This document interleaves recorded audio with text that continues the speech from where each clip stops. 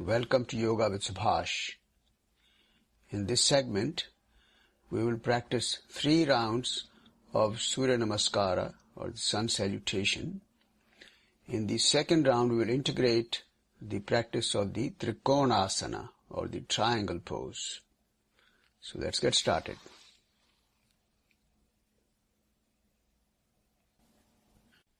Let's come to a standing position close to the top of the mat.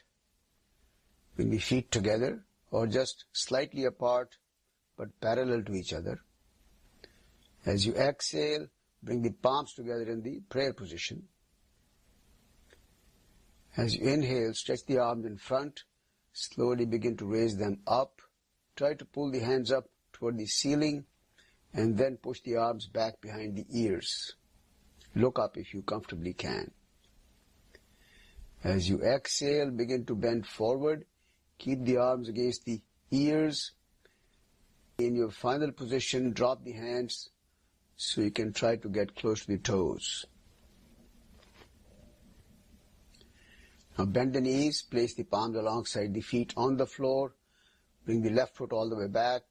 Try to slide it back and then place the left knee down. Lower the buttocks down but lift the chest and chin up.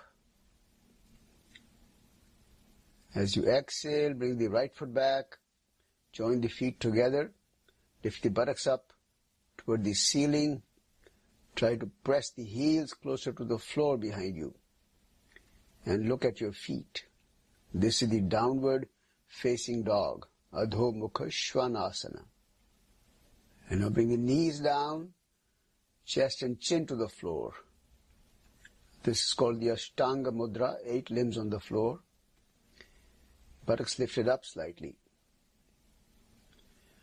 Now release the abdomen down, lift the head up, chest up, and let's lift the palms off the floor as well. We'll try to use the upper body strength to lift the chest up higher if you can. Now place the palms back down on the floor, push with the palms, get back up to the downward facing dog. Again, the buttocks are lifted up, heels pushed backwards. Lift the head up, bring the left foot forward. Try to bring the foot all the way up between the palms. Place the right knee down on the floor, lower the buttocks down, lift the chest up. And as you exhale, bring the right foot also forward. Again, feet together or just slightly apart but parallel. We're going to stretch the legs straight and then bend over into the Uttanasana, standing forward bending stretch. And now stretch the arms all the way in front against the ears. The body is in the shape of the letter L. And then begin to stretch up as you inhale. Again, pull the hands up, push the arms back behind the ears. And as you exhale, straighten the body and then slowly release the hands down. And relax now for a few moments. And let's get ready for the second round. Come to a standing position with the feet together or slightly apart but parallel to each other. As you exhale, bring the palms together in the prayer position. While inhaling, stretch the arms out to the side and begin to raise them up overhead and then stretch back. We'll spend a couple of breaths here to deepen this stretch. So pressing the feet very firmly into the ground, pull the elbows straight and stretch the hands up toward the ceiling first, elongating the body, and then try to push the upper arms behind the ears. With the next exhalation, begin to bend forward, and while doing so, bring your hands behind the back. Interlock the fingers and try to pull the hands up toward the ceiling, rolling the shoulders back. So we'll use the breath to deepen this stretch. When you inhale, rolling the shoulders back, pull the hands up to the ceiling. When you exhale, make an effort to drop the chest to close the gap with the thighs. Make sure you don't overstretch or overdo any of these movements. And now release the hands down. Bend your knees, position the palms alongside the feet on the floor, and bring the right foot all the way back. And then place the foot flat on the ground and come up with the body facing the side edge of the mat. And in this round we will practice what's called the Trikonasana in Sanskrit, or the triangle pose. So spread the feet almost 3.5 to 4 feet apart. Make sure that the heels, buttocks and the shoulders are all in one plane facing the long edge of the mat. Now turn the left foot all the way to the left, right angle to the body, and the right foot slightly facing the left foot. Now stretch the arms horizontal to the side in line with the shoulders, palms facing down. Try to pull the hands away from each other to keep the arms stretched out straight. Extending the torso to the left while exhaling, start bending over the left leg, bending from the hip area. Keep the right leg strong and press the right heel firmly into the mat. While moving the left hand down, at the same time lift the right arm up to a fully vertical position with the fingers pointing up toward the ceiling. While bending to the left, make sure that you are not bending forward and that the heels, hips and shoulders are all in a single vertical plane. Slide the left hand down the left leg, going as far as you can, resting the hand finally on the shin, ankle or the floor on the outside of the left leg. In this pose, if the hands do not reach the floor, you have the option of using a block to support your left hand so that you maintain good alignment. So place a block on the outside of the left foot, and you can position it horizontally or vertically depending on the extension that you need. In the final position, your head is turned over the right shoulder, gazing at the right thumb. While inhaling, come back up, keeping the right heel firmly on the mat, back to the starting position. Now turn the body to your left, aligning the shoulders parallel to the front edge of the mat. Keep the left leg very straight. Place the hands on the left thigh and begin to slide the hands down, making sure that the chest is lined up directly on top of the thigh. Go as far as you can, keeping the buttocks pushed back and the left knee pressed downwards. And from your final position of the Parshvottanasana, we will transition to the Parivritta Trikonasana, or the revolving triangle pose. So place the right hand on the outside of the left foot, either on the floor, but if it doesn't reach the floor, you can either slide the hand up wherever it reaches on the leg, shin, ankle, etc. Or you can optionally place a block on the outside of the foot, either horizontally or vertically, and then place the hand on the block. And then place the left hand on your waist for a moment. Roll the left shoulder up toward the ceiling, finally bringing it up vertically above the right shoulder if that's comfortable. And from there, lift the left arm up to a full vertical position, looking up over the left shoulder. This is the Parivritta Trikonasana, or the revolving triangle. To come out, release the left hand down, turn the body again to face the front edge of the mat, and then bend the front knee, place the palms down on the floor. And then bring the left foot all the way back to get into the downward facing dog, or the Adho Mukha Svanasana. Try to push the heels and the thighs backwards, lift the buttocks up, palms pressing firmly into the mat. And now bring the knees to the floor and bring the buttocks all the way back into the child pose, or the extended Balasana, where the buttocks are very close to the heels and your forehead is close to the floor, and then try and take the hands out for a walk in front to deepen the stretch on your shoulders and your spine. At this point, without shifting the position of the hands and keeping the forehead close to the floor, try to slide the whole body forward to get into what's called the Bhujangasana or the Cobra pose. In this pose, elbows are bent close to the body, your shoulders are rolled back. You try and maintain the navel still on the floor so that you're able to lift the chest up by pressing the navel down. And now pressing with the palms again, go back to the downward facing dog. Pushing the heels back, lifting the buttocks up. At this point, we're going to lift the head up and bring the right foot all the way forward between the palms.